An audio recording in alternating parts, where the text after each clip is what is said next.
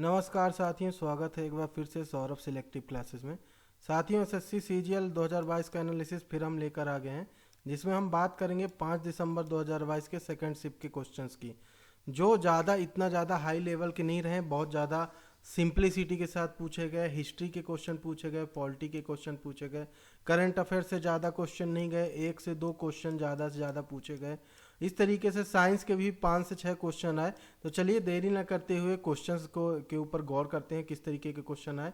तो सबसे पहला क्वेश्चन आप देख पा रहे होंगे कि अनुच्छेद 25 से अनुच्छेद 28 किस में आता है, अर्थात किसके अंतर्गत आता है। तो मैं आपको बताना चाहूँगा कि यह मौलिक अधिकार के अंतर्गत आता है। यह कौन सा अधिकार है? आपका धार्मिक स्वतंत्रता का अधिकार कहलाता है। अनुच्छेद 25 से आपका 28, अर्थात आर्टिकल जो आपका 25 से 28 है वो रिलीजियस से रिलेटेड है, धार्मिक स्वतंत्रता का अधिकार है। अब इसमें बात क्या याद करने लायक है कि किंतु यह समस्त नागरिकों को किसी भी धर्म में विश्वास रखने तथा अपने पसंद के अनुसार उपासना करने की पूर्ण स्वतंत्रता प्रदान करता है। यह स्वतंत्रता संविधान द्वारा धर्म की स्वतंत्रता के मौलिक अधिकार अनुच्छेद 25 से 28 के अंतर्गत प्रदान की गई है। तो याद रखना है कि अनुच्छेद 25 से 28 मौलिक अधिकार के अंतर्गत आता है। और कौन से मौलिक अधिकार के अंतर्गत? तो धार्मिक स्वतंत्रता के अधिकार के अंतर्गत यह वर्णित किया जाता है। नेक्स्ट क्वेश्चन है कि प्रोटीन के एंजाइम कौन से, अर्थात प्रोटीन का कौन कौन से एंजाइम है जो प्रोटीन का पाचन करते हैं। तो इसका आंसर है कि प्रोटीन का जो पाचन है अमाशय और ग्रहणी में होता है। 3 मुख्य एंजाइमों की क्रिया के माध्यम से किया होता है ये। तो ये सबसे 3 मुख्य एंजाइम कौन कौन से हैं? तो ये है पेप्सिन। पेप्सिन जो है अमाशय द्वारा स्त्रावित होता है, और ट्रिप्सिन और काइमोट्रिप्सिन जो है अग्नाशय द्वारा स्त्रापित होता है। तो कौन कौन से 3 एंजाइम है? एक पेप्सिन है, एक ट्रिप्सिन है और एक काइमोट्रिप्सिन है। ये 3 जो है एंजाइम जो है प्रोटीन के पाचन में सहायता प्रदान करते हैं। अब इनमें ये याद रखने वाली चीज़ है कि जो पेप्सिन है वो अमाशय से स्त्रावित होता है, और ट्रिप्सिन और काइमोट्रिप्सिन जो है अग्नाशय से स्त्रावित होते हैं। नेक्स्ट क्वेश्चन देखें तो पानीपत का प्रथम युद्ध किसके बीच हुआ था? तो ये भी एक तरीके से मिडिएवल से ही पूछा गया था।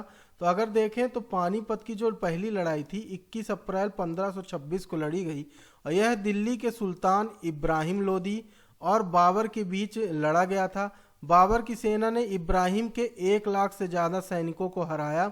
इस प्रकार पानीपत की पहली लड़ाई में भारत में बहलोल लोदी द्वारा स्थापित लोदी वंश को समाप्त कर दिया। इस जीत ने बाबर को भारतीय मुगल साम्राज्य की नींव रखने में सक्षम बनाया था। ये ऐसा युद्ध था जहां से मुगल साम्राज्य की शुरुआत होती है। पानीपत, इस तरह के क्वेश्चन भी आगे के एग्जामों में पूछे जा सकते थे। ऐसा कौन सा युद्ध है जिसके बाद आपकी किसकी नींव रखी गई? मुगल साम्राज्य की नींव रखी गई। तो वो कौन सा था? पानीपत का प्रथम युद्ध था। कब लड़ा गया? 21 अप्रैल 1526 को लड़ा गया। नेक्स्ट क्वेश्चन देखते हैं कि विद्युत आवेश का मात्रक क्या है। तो ये विद्युत आवेश के मात्रक की बात करें तो विद्युत आवेश का SI मात्रक क्या है? कूलम्ब है। क्या है? कूलम्ब है।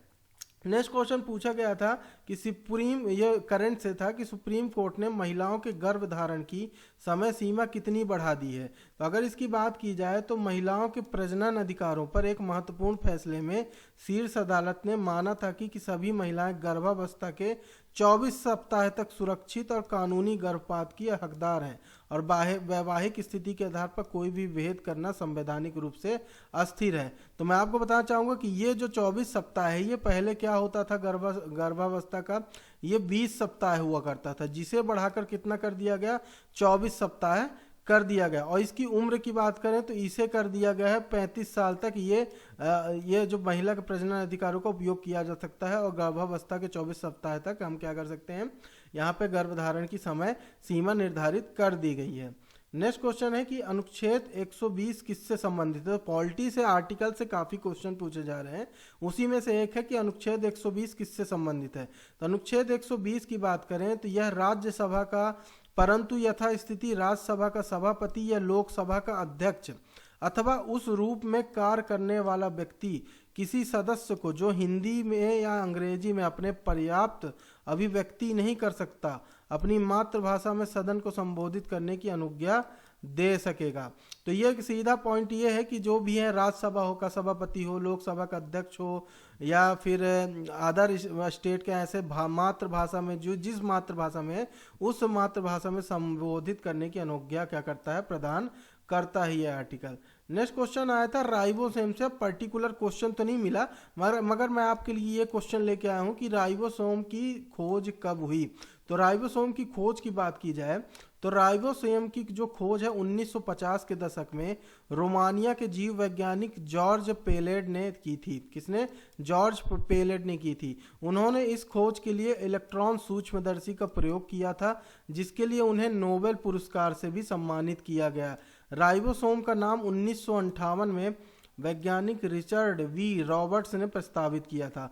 तो इस पॉइंट को भी यहाँ पे आपको याद रखना है। नेक्स्ट क्वेश्चन देखते हैं। तो लोकरंग फेस्टिवल किस राज्य में मनाया जाता है? तो वह राज्य है कौन सा? मध्य प्रदेश में लोकरंग फेस्टिवल मनाया जाता है। और मध्य प्रदेश के पर्यटन विभाग द्वारा खजुराहो में हर साल आयोजित लोकरंजन लोक नृत्य का एक राष्ट्रीय महोत्सव है।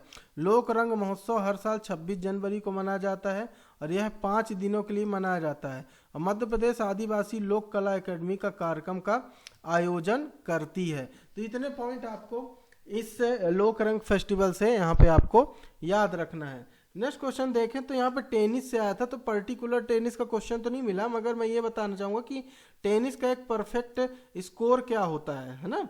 तो स्कोर की बात करें तो एक ट्राई ब्रेकर और परिणाम स्वरूप सेट जीतने के लिए एक खिलाड़ी टीम को 2 अंकों में अंतर के साथ कम से कम 7 अंक जीतने होते हैं।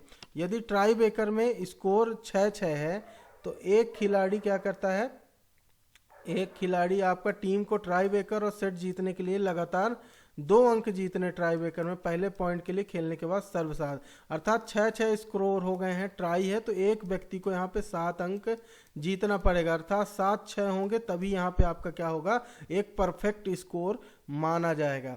नेक्स्ट क्वेश्चन है कि सीड कैपिटल फंड स्कीम किस राज्य से संबंधित है? तो स्कीम से भी क्वेश्चन आ रहे हैं, देखा गया हर शिफ्ट में। तो सीड कैपिटल फंड स्कीम जो है जम्मू कश्मीर राज्य से संबंधित है। किससे?